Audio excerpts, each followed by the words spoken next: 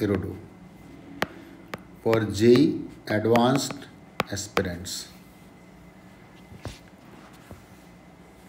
First read the problem. One end of the steel rectangular girder is embedded into a wall. Figure shown above. इसमें above लिखा है, figure below. Due to the gravity, it sags slightly. Find the radius of the curvature of the neutral layer. See the dotted line in the above figure. In the vicinity of point O, if the length of the protruding section of the girder is equal to L and the thickness of the girder is equal to H, that is 10 centimeters. ये length हमें given है L and this thickness is given H. इस O point के about हमें radius of curvature निकालना है. यही तो पूछा गया ना. Find the radius of curvature in the vicinity of O. Question समझ में आ गया होगा, ये भी समझ में आ गया होगा. क्वेश्चन इलास्टिसिटी का है. ठीक, तो उसने कुछ नहीं दिया है, इसका मतलब कोई एक्स्ट्रा फोर्सेस नहीं दिए, मतलब ये रॉड अपने वेट की वजह से बेंट होगी. समझ लेते हैं इसको कैसे करना है. ओरिजिनल सिचुएशन तो ये है, और ओरिजिनल सिचुएशन ये है, इसके सारे पॉइंट पर क्या होगा, ग्रेविटी के फोर्सेस लग रहे होंगे.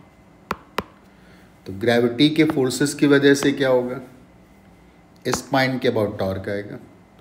तो टॉर्क आएगा तो ये जो रॉड है ना, ये ऐसे करके बेंड करेगी, ये लाइक दिस. ये फिक्स पार्ट था. उसने एक टर्म और यूज किया है,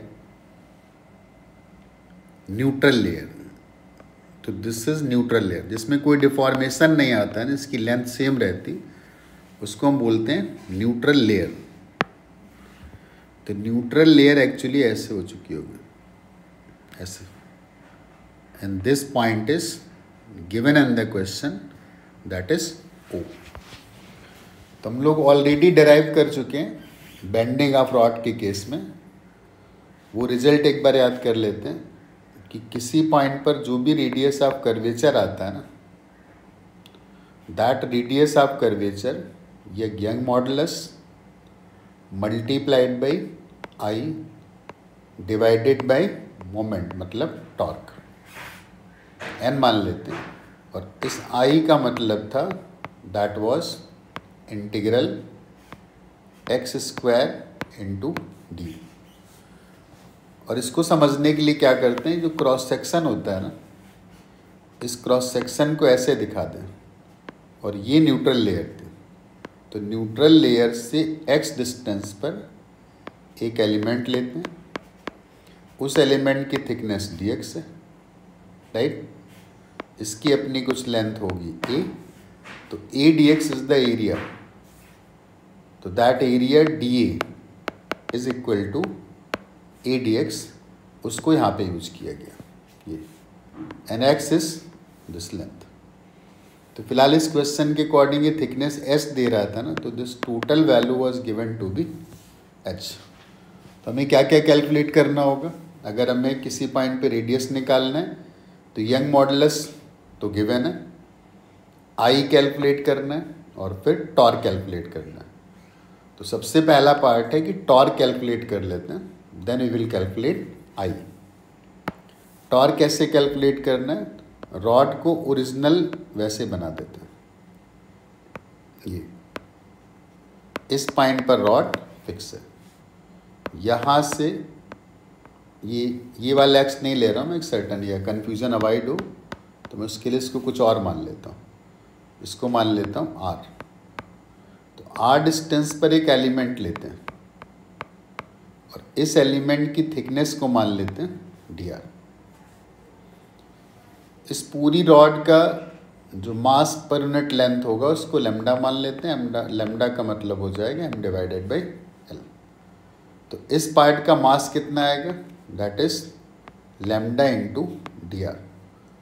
तो इस पर ग्रेविटी का एक फोर्स लगेगा, दैट इज mg. और इसने O पॉइंट के अबाउट एक टॉर्क दिया होगा, तो उस टॉर्क की वैल्यू कितनी आएगी, lambda into d r into जी इंटू आर. टोटल टॉर्क अगर कैलकुलेट करना है तो इसी को इंटीग्रेट कर देते हैं, तो this is our total torque. Clear हो गया?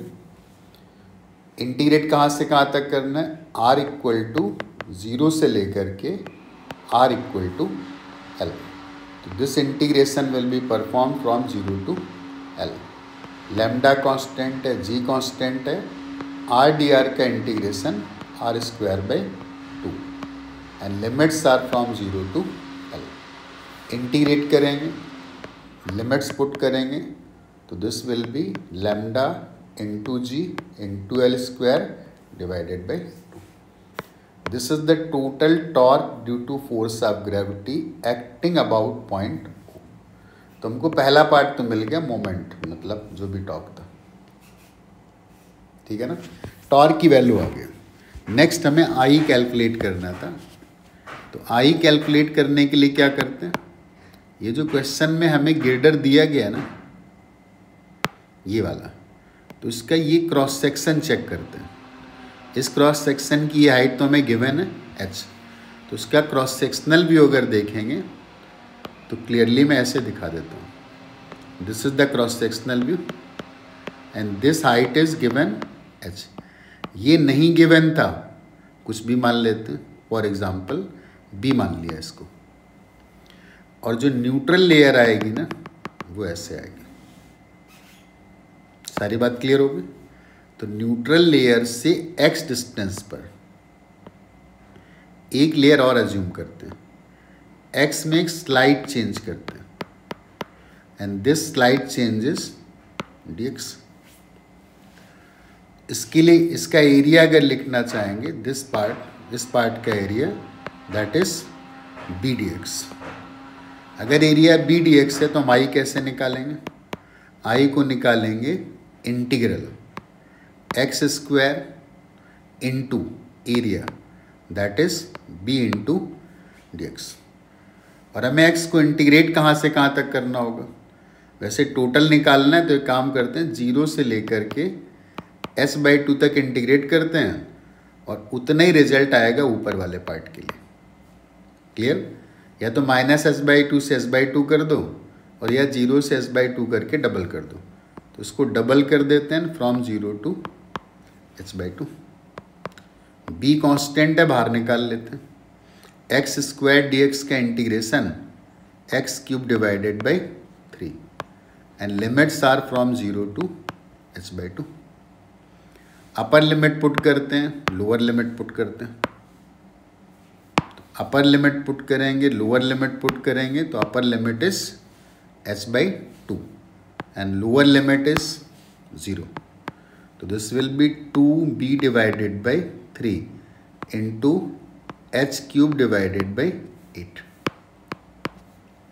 h/2 को क्यूब करेंगे इतना आएगा। This will B b h³ divided by 12। ये हमें किसकी वैल्यू मिल गई? आई की वैल्यू। आई की वैल्यू मिल गई, मोमेंट मिल गया, and now we can put values in this result. Then we will get radius of curvature at point O। इस वाले पॉइंट की बात कर रहे हैं, ये वाला जो पॉइंट होगा, इधर हमें रेडियस ऑफ कर्वेचर निकालना था, राइट? पुट करते हैं, तो radius of curvature is equal to Young's modulus into I, और आई की वैल्यू आ जाएगी b s⁻³ divided by 12 and divided by torque. तो टॉर्क की जो वैल्यू आएगी that is lambda G L square divided by 2। Lambda को भी लिख देते हैं मास पर यूनिट लेंथ, तो ये 2 कैंसिल होगा, यहाँ पे 6 आएगा। This is Y B s⁻³ divided by 6। Lambda को m/l लिख देंगे, तो m ऊपर l जाएगा तो नीचे का एक l कैंसिल होगा, एंड दिस इज 6 mg/l। हाँ, हमें यहाँ पे b की रिक्वायरमेंट होगी, बस उसने डायरेक्टली यहाँ पे कुछ b की वैल्यू गिवन दे नहीं रखी है, तो वो b हमें एज्यूम करना पड़ेगा। आई होप सबको बात समझ